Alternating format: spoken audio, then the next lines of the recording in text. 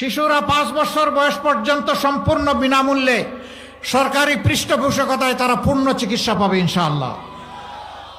বয়স্করা জীবনের একটা পর্যায়ে যখন অবসর জীবনে চলে যাবে, 60-65 বছর বয়স হয়ে যাবে, তারপরের স্বাস্থ্যসেবার পূর্ণ দায়িত্ব সরকার গ্রহণ করবে ইনশাআল্লাহ।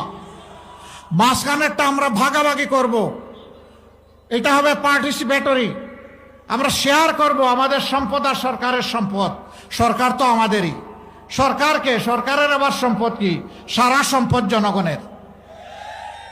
বলবেন যে এত এত জিনিস, চাকরিও দিবেন, শিক্ষাও দিবেন, আবার বিনা পয়সার চিকিৎসাও নিশ্চিত করবেন, টাকা পাবেন কই? টাকা জমা আছে কোথায় বলেন তো? না, তা বলতে পারবেন না। এই টাকা জমা আসে চোররা, লুটেরারা, ব্যাংক ডাকাতরা, শেয়ার মার্কেট লুণ্ঠনকারীরা।